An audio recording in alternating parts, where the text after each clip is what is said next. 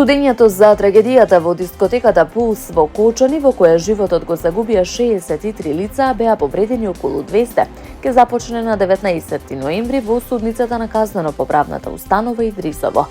Случајот опфаќа 38 обвинети, 35 физички и 3 правни лица. Судењето ќе се води со темпо од 2 рочишта неделно, а првичните термини се закажани за 19, 25 и 26 ноември. Судот ќе преземе засилени безбедносни мерки, вклучително и присуство на лекарска екипа.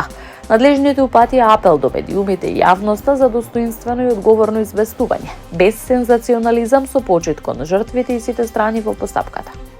Председателката на Основниот кривичен суд Даниела Димовска истакна дека судот ќе ги обезбеди сите неопходни услови за фер и транспарентна постапка, со апел за почит и достоинство кон сите страни, особено кон жртвите и нивните семејства.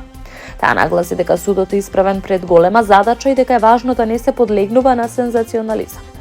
Државниот јавен обвинител Љупчо Куцевски информираше дека обвинителството е целосно подготвено со проширен тим од 15 обвинители, со цел да не се дозволи одложување на рочиштата. Тој рече дека доказниот материјал е обемен, но нагласи дека постапката ќе биде ефикасна и фер. Со оглед на чувствителноста на случајот и бројот на оштетени над 200, надлежните упатија апел до медиумите и јавноста да се воздржат од сензационализам и да известуваат со сензибилитет и почит кон жртвите и нивните семејства.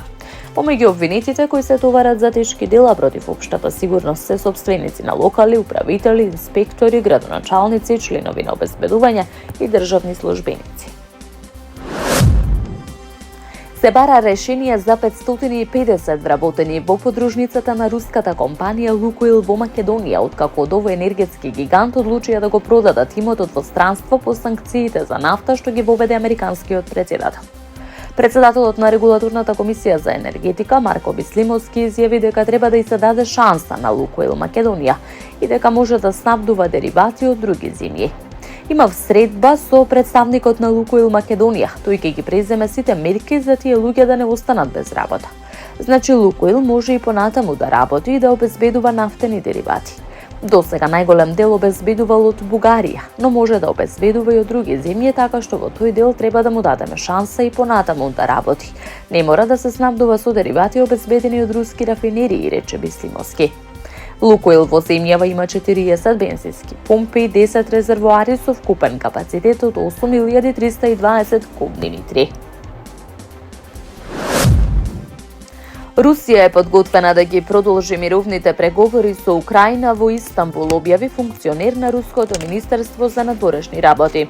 Како што се посочува, немало средби лице в лице меѓу двете земји од состанокот во најголемиот град во Турција на 23 јули. Турската страна постојано повикува на продолжување на мировните преговори. Рускиот тим е подготвен за тоа. Топката е во дворот на Украина, се посочува. Украина сепак ги отфрла обвинувањата на Крем дека е виновна за застојот во мировниот процес. На состанокот кон крајот на јули, кој траеше само 40 минути, украинската страна предложи состанок во август меѓу нејзиниот председател Володимир Зеленски и рускиот председател Владимир Путин. Потоа Крем објави дека Путин е подготвен за таков состанок, но само ако тој биде во Москва, што Киев го отфрли. Албанија денес се вбројува меѓу најбрзо растечките економии во Европа. Централната банка на Албанија одиграла клучна улога во тоа постигнување благодарение на својата посветеност на стабилни монетарни политики, регулаторна рамка и институционална транспарентност, изјави директорката на Меѓународниот монетарен фонд Кристалина Георгиева. По повод 100-годишнината од основањето на Централната банка на Албанија, Георгиева истакна дека овој јубилеј не е само прослава на долговечноста на институцијата, туку и доказ за нејзините одржливи реформи и визија. Албанија е посветена на приклучувањето кон Европската унија, бележи постојан напредок кон таа цел. Банката на Албанија има клучна, посветена и визионерска улога на овој предизвикувачки пат, поддржувајќи ја земјата во искористувањето на можностите што ги нуди членството во Европската унија, рече Георгиева.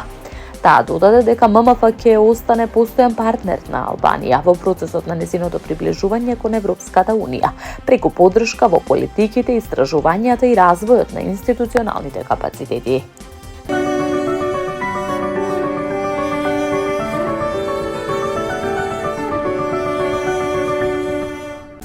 Времето денеска наутро ведро и студено, во текот на денот сончево со мала до умерена локална облачност. Ќе дува слаб ветер од северозападен правец.